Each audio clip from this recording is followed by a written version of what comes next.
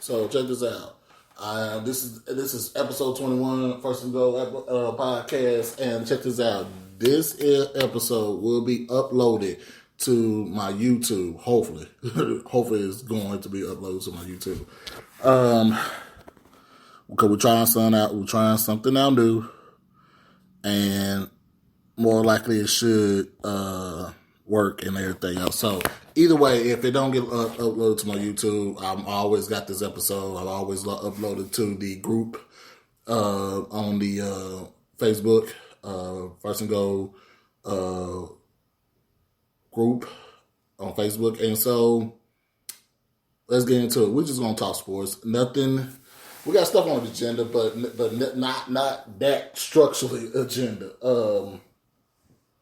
We can sit here and go on and on about Florida and Alabama and going on about Auburn and Penn State, about those games, and we can go on about certain particular situations and stuff like that.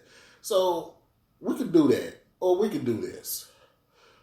Here's some topics. We're gonna hit them quickly as possible, so we get hopefully as many topics in as possible in a 40 to 45 minute span. And so let's get into it. All right, we'll start it off with let's go back into college. I said I was going to come back and cover this again. Let's touch bases about the Texas situation. They are switching quarterbacks.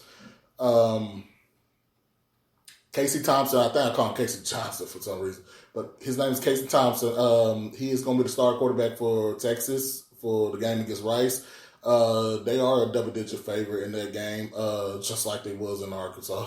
But I don't see them getting upset. I think they will bounce back nicely. I don't think it's going to be like a 40. So, I don't think it's going to be like a 60-point blowout. But at the same time, I really don't believe that Stark needs to lose to Rice. It's one thing losing Arkansas, but you lose to Rice. Yeah, that's not good look. So we'll see how that plays out. I'm not worried about them, but worried about Casey Thompson against Rice. More or less worried about the next couple of games after that, and more likely the one game that's coming up in about 3 to 4 weeks, which is the Red River rivalry. Also in college, I said I was gonna come back and touch base with this too. The coaching search situation at USC. There's a lot of talks that Urban Meyer might be might end up pulling a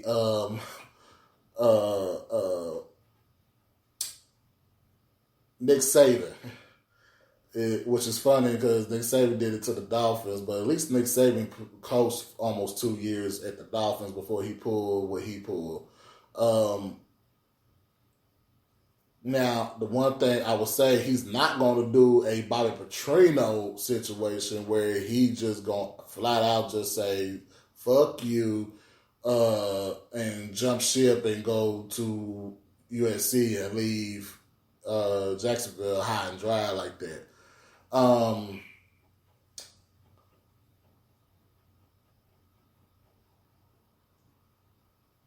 Even though Meyer already came out and said there's no chance I'm leaving Jacksonville for USC. Yeah, we wait and see. Yeah, it's one of those situations where we have to see it to believe it.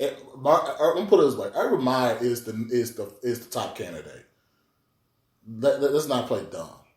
Urban Meyer is going to be one. If he ain't the top candidate, he is one of 3 top candidates. But I'm going to need college football to really grow up and find a new, how can I put this? I need them to find a new way of trying to pick candidates. Let me tell you this. Matt Campbell, no, it's not happening at USC. James Franklin, why would he leave the Penn State University? Why would he? Like, I'm just being real serious right now. Why would he? Right now, the way things is looking at Ohio State, Penn State might be able to make a turn for this decade and might be the team to beat in the East. Michigan, we know John Harbaugh ain't going nowhere. We know damn sure know Saban ain't going nowhere. If Saban didn't go for Texas, he damn sure ain't going to New York. We know he ain't going to USC. I told y'all Ed Orgeron need to be a candidate in this particular situation. I know Lane Kiffin has been talked about. That to me, I don't think you go back. I don't think you go back to your ex in particular in this particular situation. That road been crossed, and you left the man on the tarmac. Literally left him on the tarmac. And so, yeah, no, don't do that. Plus, I don't even think he's leaving Ole Miss anyway, because you got to take into account what he got cooking at Ole Miss right now is ridiculous. So you have to look at the pros. Doug Peterson, that's not working right now, is a good candidate, good spot to look at. Hey, I ain't gonna lie to you.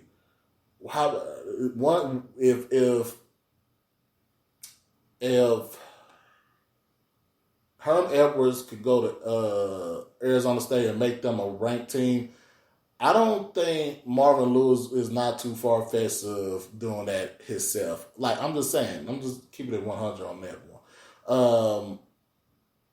Hey, Lovie Smith he had them going 6-6, Illinois didn't give him a legit time, shot to just build. But the way here's the thing. I was telling my best friend this. I was like, USC, Miami, University of Texas. We're talking about big areas. I know Alabama is big time, but that is a big ass shark in a small ass pond. I'm just being honest. The network there is different versus going to Los Angeles, where it's just buku networking.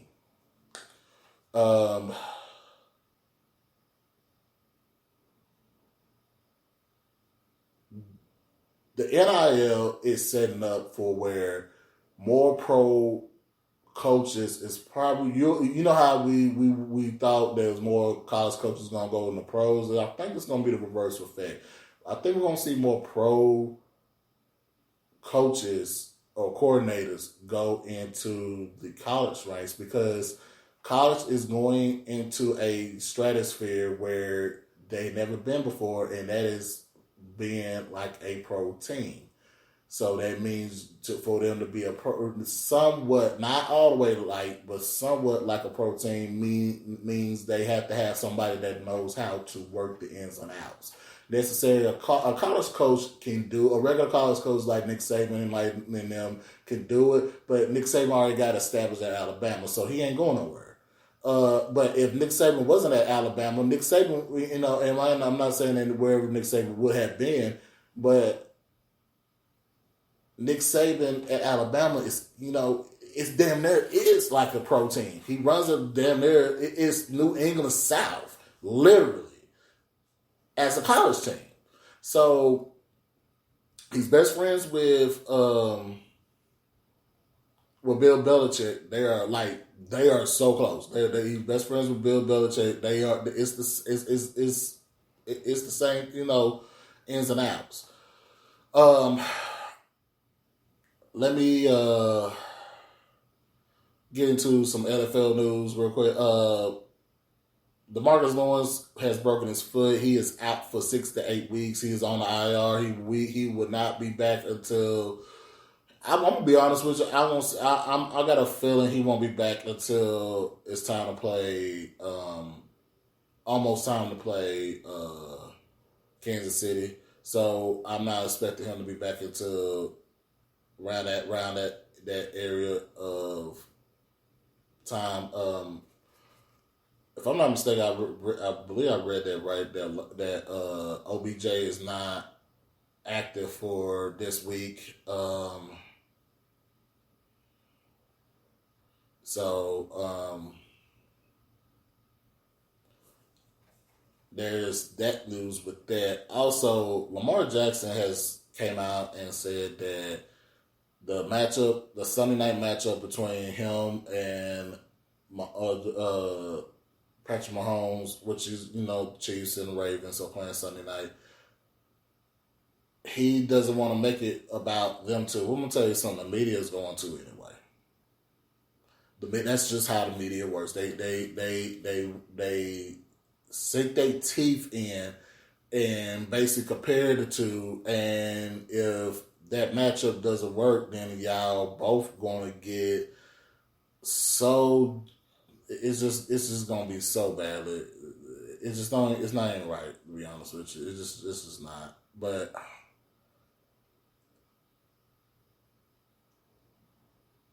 um,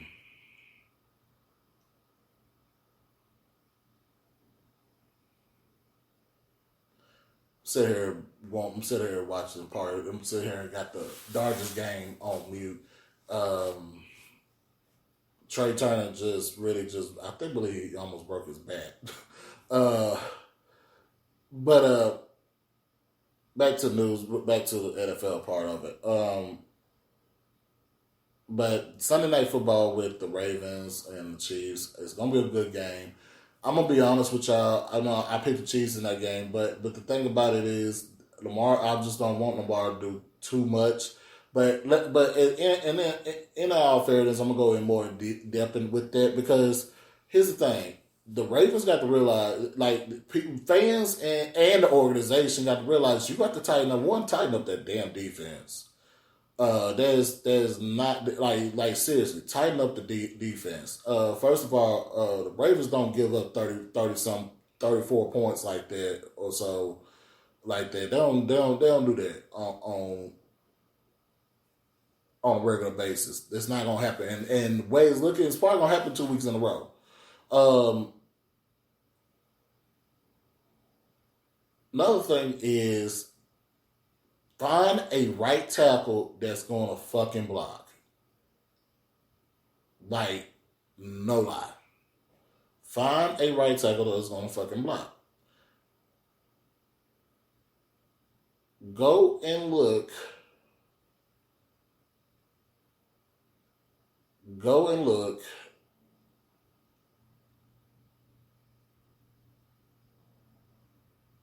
at the offensive line on Monday night. I'm sitting there pondering on it because it just disgusts me. Crosby, the defensive end for the Raiders, ate that brother alive all game long. Crosby probably would have almost matched what's his face from the Cardinals 5 sacks. He probably would have tied him with the league leading 5 sacks. Chandler Jones. I couldn't for some reason couldn't think of his name, but yeah, Chandler Jones. Um, the offensive line for the Ravens is just not good. It's not. And I hear analysts, former player analysts, want to say, like Bart Scott want to say, oh, they went and got a Stiller to go be a replacement for a certain position. Da, da, da, da, da, da, da, da. And it's like, I don't want to hear that shit. I don't care who's there. Find somebody to help protect Lamar Jackson. Lamar wants to throw the fucking ball. Matter of fact, I want folks to go back and watch that shit. Go back and watch the replays. Go back and watch the highlights and stuff like that. Lamar Jackson wants to throw the damn ball.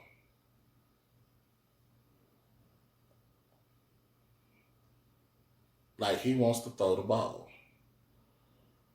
He wasn't looking to run a lot of time on the Monday night game. He wasn't. He had to, but he wasn't.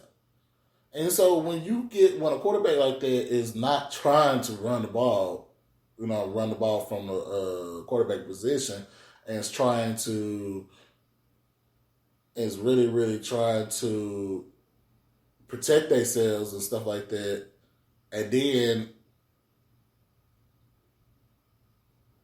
and then it just pisses me off. Anyway, Ravens, find the right tackle, please. Also, I know everybody want to talk about the inconsistency and all that, but it goes back to what I was just got to talking about. When you don't have an offensive line to protect you enough to be consistent and be more consistently accurate, when put it more in terms of that, consistently accurate,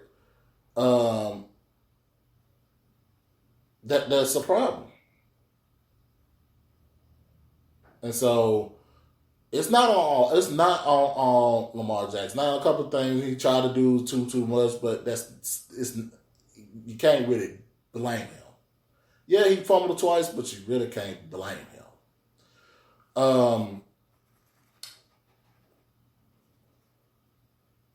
Going into the next story I want to talk about. It's the NFC East. I want to spend a little time over there.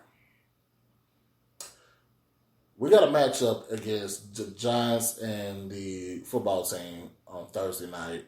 And I'm going to go ahead and tell you right now, it was funny to hear on Greeny's radio show this morning as I was coming in from work. And I was like, listen to him, and he was talking about how a radio personality in the city of New York sit there and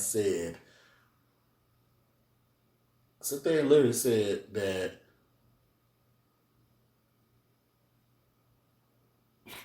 this is crazy.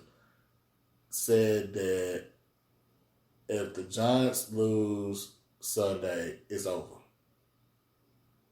Like he has given up on the Giants. That's not a good look. There's a few teams we could go down the list that is on the verge to be on the bad side of 2021. Giants, Titans, Green Bay. I know a lot of people gonna be like, "Why you Green Bay?" Look, when you have the team in the news all summer, all off season long. Not even summer, all off season. We talking about literally after the Super Bowl. So we talking about February all the way until September. Even to now. You're in the news for too damn much.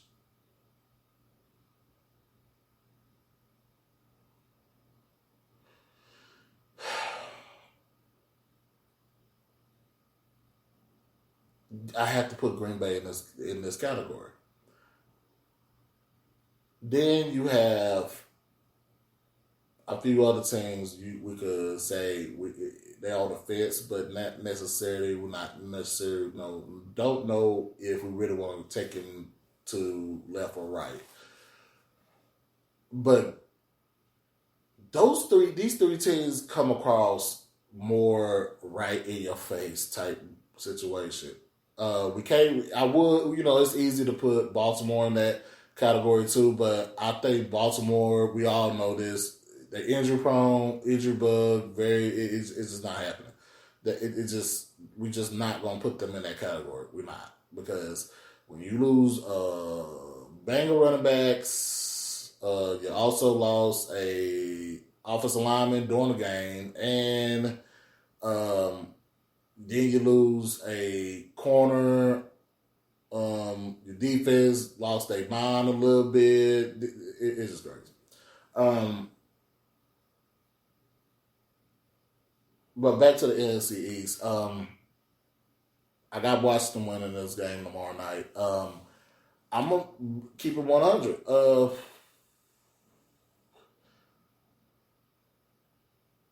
I'm going to keep it 100.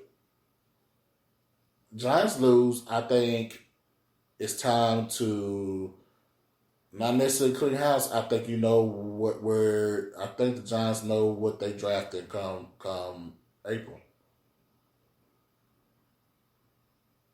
It is what it is. Um, let's talk about the Eagles for a second. I got a couple people to clear out some this for a second. Let me elaborate my stance on the Eagles' win. It has nothing to do with Jalen Hurts. Nothing to do with Jalen Hurts. Nothing to do with Devontae Smith or Miles Sanders or Dallas Goedert, Zach Ertz. Has nothing to do with them. As a matter of fact, I'm gonna keep it 100. It has nothing to do with, especially it doesn't have nothing to do with Nick Sirianni.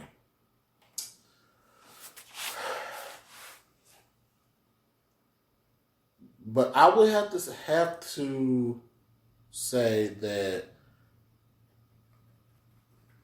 I understand that the scheduling of the schedules, and I'm gonna be honest with you, I know who the NFC East is playing next year already. Just don't know. We of course we don't know when. When those games are going to be played. But I do know that we are playing. But, and I understand the NFL is the best of the best, quote unquote, in the league. Now, with that being said, don't mean your team sucks. Your team sucks, your team sucks. Matter of fact, the Atlanta Falcons have not been the same since they lost that damn league 28-3.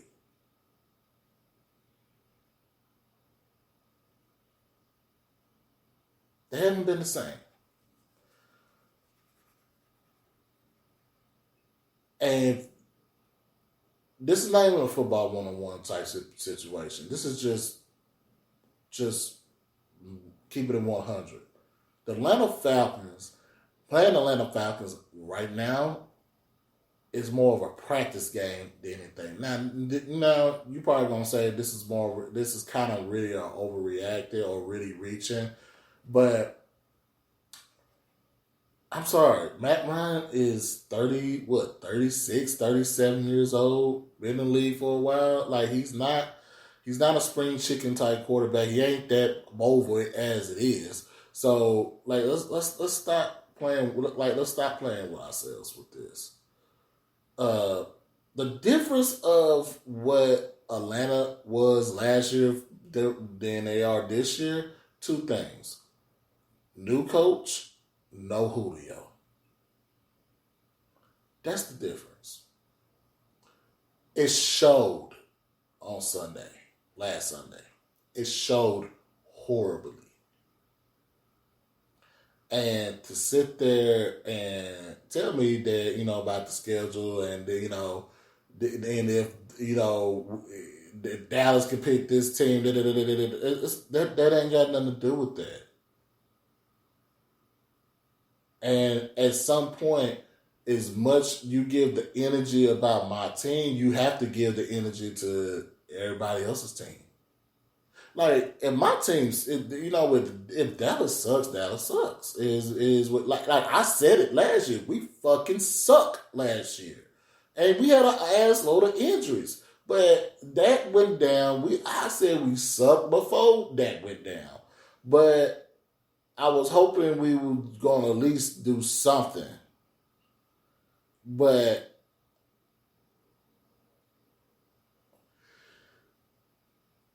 after that went down, we fucking suck. And we still had a shot to win the division. In week 17, we literally had a shot to win the division in week 17.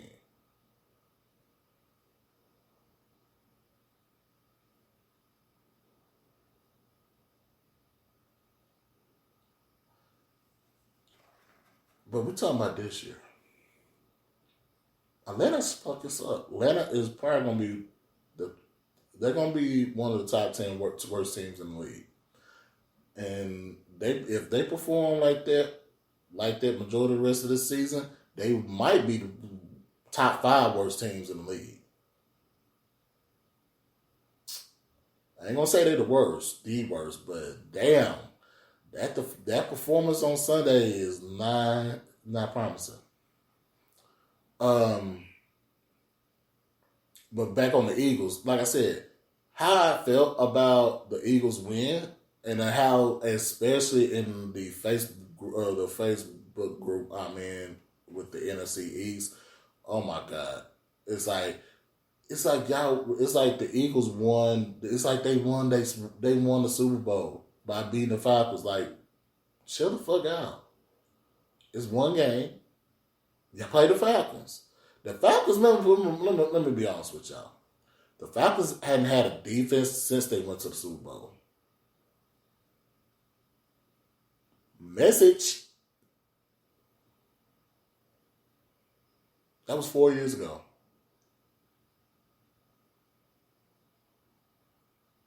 Just saying. They haven't had a defense since then.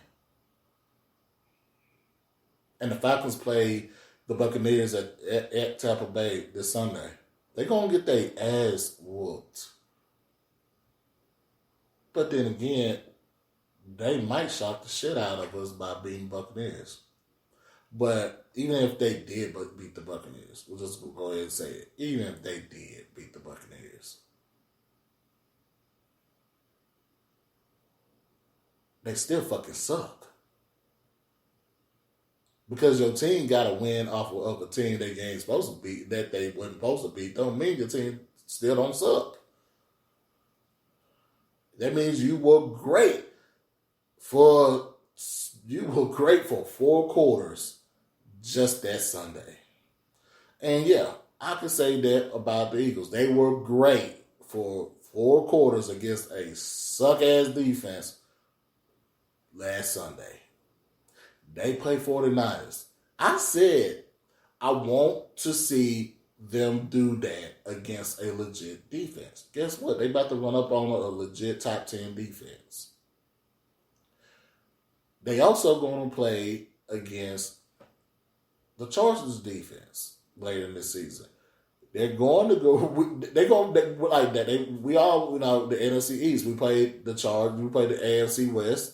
And we play also the NFC South. So when the Eagles play the Saints, the Bucks, the Chargers, hell, the Raiders, they ain't even got that great of a defense.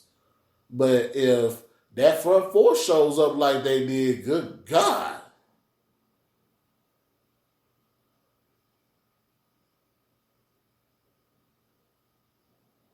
Like, the Chiefs don't even have a great defense. They just got an optimistic type defense.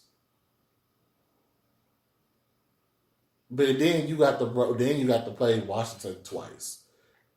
And Dallas show defense gets even better. You have to run up on us twice. So by all means, like I said, chill out. It's just week 1. Give yourself a month, man. Give yourself a measurement stick. Give yourself 4 to 6 weeks. Give you some games to measure and be like, all right, yeah, we either pretty good or we just fucking suck. Now, I'm going to sit here and say, for the last 15, 16 years, it's been different teams every single year winning this division. We haven't had a repeat of anybody winning this division since 3 and 4. So, I know I said 15, but it seems longer than that. Maybe 16. Maybe 16 years. Because until it happens, it's 16 years. This will be the 16th year. So, or I don't know. The point of I'm getting at is this: it's been a long time since a repeat champion in the East, and we know they ain't gonna be the Giants. That for sure that we know is not gonna be it. Like, I'm sorry, no faith in the Giants. Giants just lost. We lost all respect in the Giants. They definitely out the race. They out the race. They out the race. They just done. They're not making the playoffs. Like, the Giants gonna have to win the division to get the playoffs. Dallas could probably not win the division and get in the playoffs. Washington possibly could not win the division and get in the playoffs. The Eagles gonna have to win the division to get in the playoffs. So let's just be honest. But speaking about Washington, the quarterback situation, I like Tyler Heineke, and this is just for a short week, but long term they're gonna have to figure something out, quick and hurry.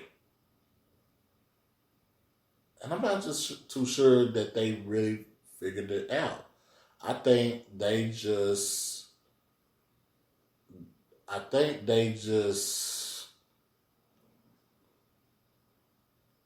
quiet in the moment. They just roll it. You know what I'm saying? They just keeping everything steady.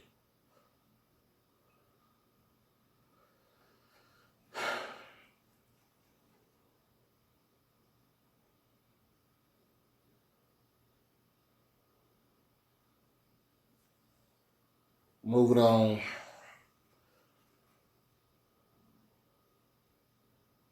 I also believe that moving on into our next subject tonight and just talking sports. We're just talking.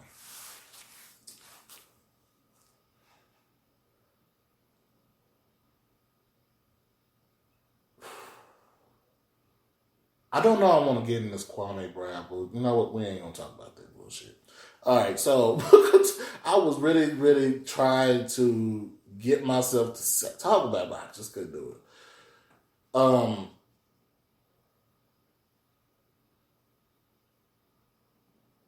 Now, with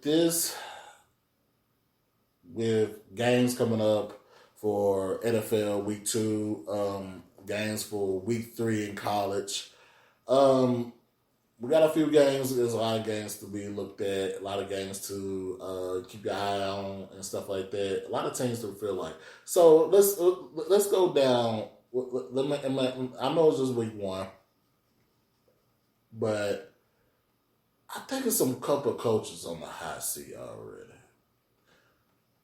Vrabel now on the hot seat. Urban Meyer now on the hot seat.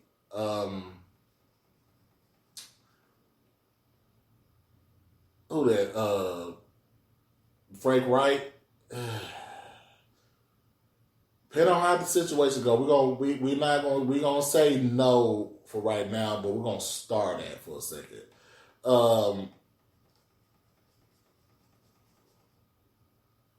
What is Jacksonville? Houston. Yeah, we'll see. We're going to see a culture change happen in Houston. So log Houston as in a pretty much a coaching destination for somebody to get there.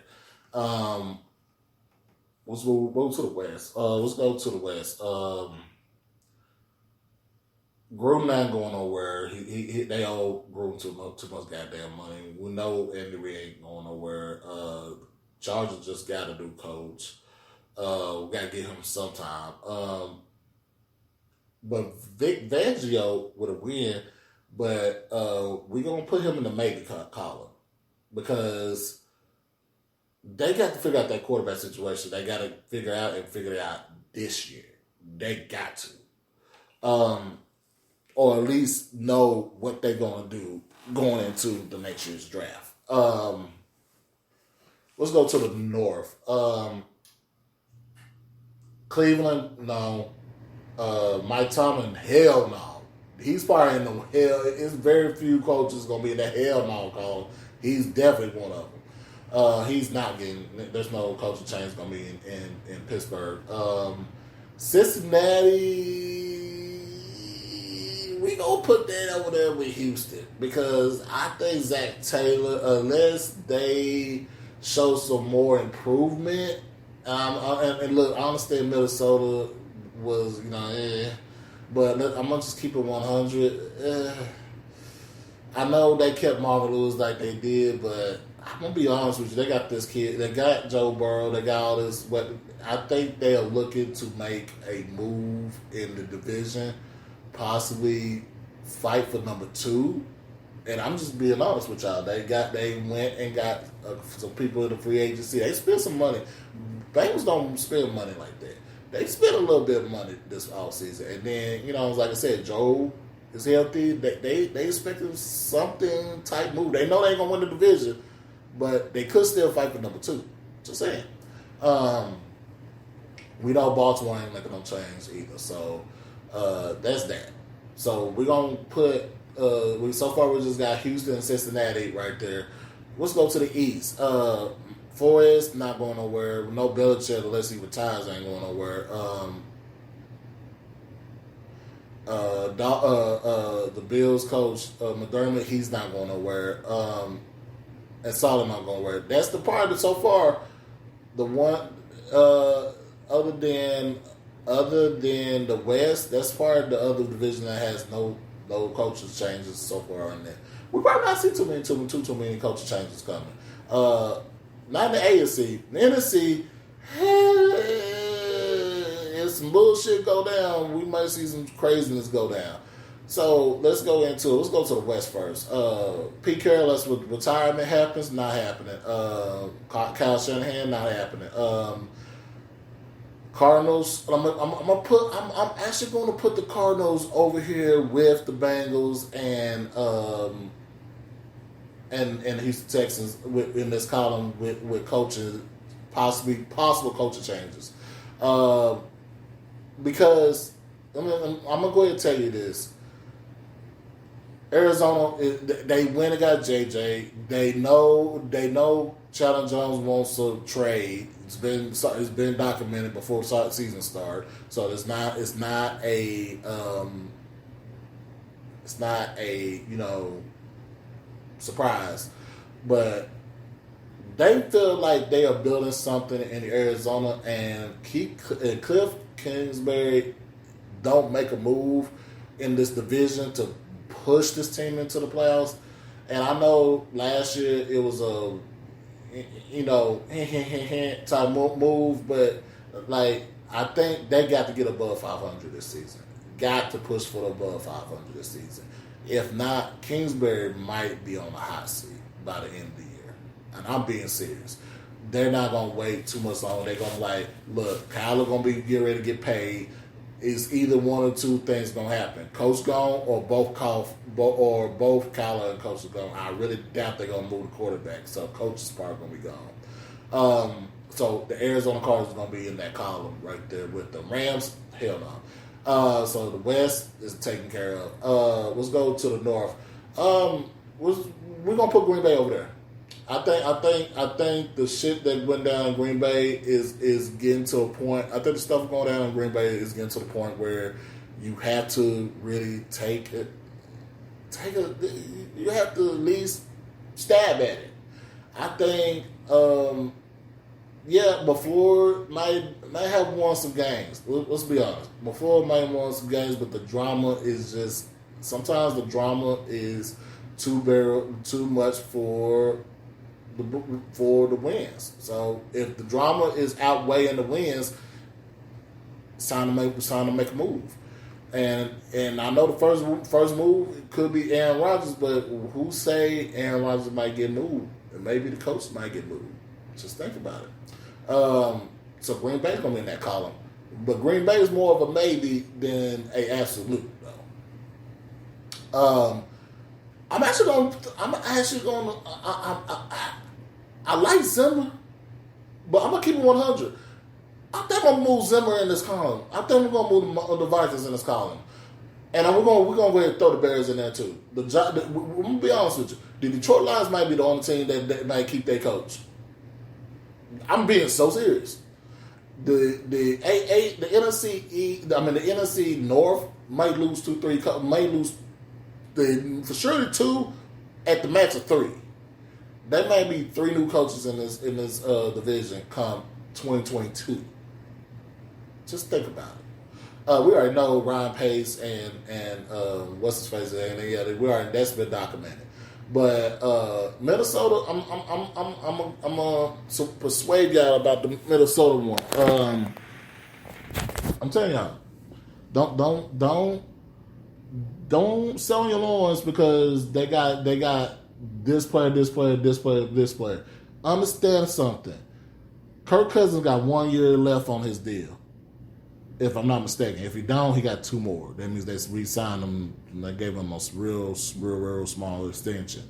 But Kirk Cousins they're paying Kirk Cousins a lot of money, so he's not getting moved unless they can do it. And I doubt that's going to happen.